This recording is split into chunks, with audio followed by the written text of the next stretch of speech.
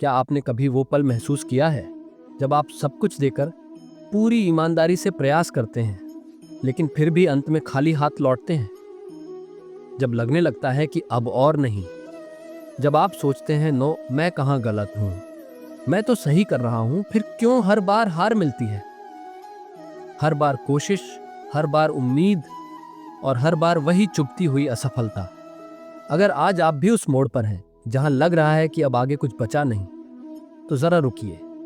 आज श्री कृष्ण की एक वाणी, एक ऐसा विचार आपको उस अंधेरे से निकाल सकता है जिसे आपने शायद अपनी नियति मान लिया है। कुरुक्षेत्र में खड़े अर्जुन भी बिल्कुल यही महसूस कर रहे थे।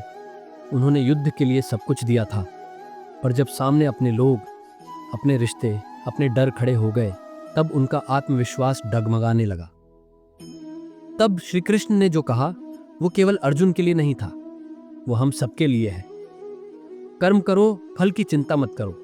बहुत बार हम इसे एक साधारण सलाह समझकर टाल देते हैं, लेकिन अगर इस वाक्य को दिल से समझा जाए तो यह जीवन को पलट सकता है। आप सोचिए, क्या असफलता से हमें केवल हार मिलती है या कुछ और भी? हर असफलता एक सीढ़ी है। कभी वह धैर्य सिखाती है, कभी विनम्रता, कभी वह आपको आपकी सीमाओं का एहसास कराती है, तो कभी उस शक्ति से मिलवाती है जो आपके भीतर थी पर आपसे छुपी थी। कृष्ण हमें यही तो सिखाते हैं कि फल की चिंता ही सबसे बड़ा बंधन है। जब हम अपने हर कर्म से एक उम्मीद बांधते हैं, मुझे ये मिलना चाहिए, मुझे वो मिलना चाहिए, तो हम ईश्वर नहीं, सौदागर बन जाते हैं। लेकिन जब हम सिर्फ कर्म करते हैं उस भाव से कि हे कृष्ण, ये आपके लिए है, तो वह कर्म ही पूजा बन जाता है। शायद यही कारण है कि एक भिक्षुक भी संत बन सकता है और एक राजा भी अधूरा रह सकता है। कृष्ण कहते हैं, जो व्यक्ति फल की आसक्ति से मुक्त होता है वही सच्चा योगी है। तो अगली बार जब आपकी मेहनत का फल ना मिले तो टूटिए मत। अपने आप से कहिए, मैं अब भी एक नई तैयारी में हूं, क्योंकि हो सकता है जो आपने मांगा था वो आपको नीचे गिरा देता, और जो मिलना बाकी है वो आपको ऊपर उठाने के लिए तैयार हो रहा है। क्या आपने कभी गौर किया है कि पेड़ जब फल देने वाले होते हैं तब सबसे ज्यादा शांत, सबसे ज्यादा झुके हुए होते हैं? उन्हें कोई जल्दी नहीं होती। उन्हें पता है जो समय है वही श्रेष्ठ है। इसी तरह अगर हम भी जीवन को उस विश्वास से देखें कि मेरे प्रयास व्यर्थ नहीं हैं, वे मुझे गढ़ रहे हैं, तो फिर असफलता सिर्फ एक पड़ाव लगेगी, मंजिल नहीं।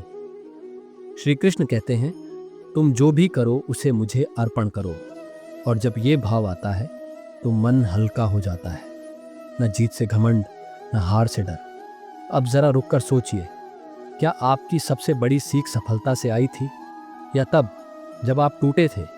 कभी कभी ईश्वर हमें उस जगह गिराते हैं जहां से उठकर हम पहले से 1000 गुना बेहतर बनते हैं। और यही कारण है कि श्री कृष्ण केवल एक देवता नहीं, वो हमारे भीतर के अंधेरे में चमकता हुआ दीप है।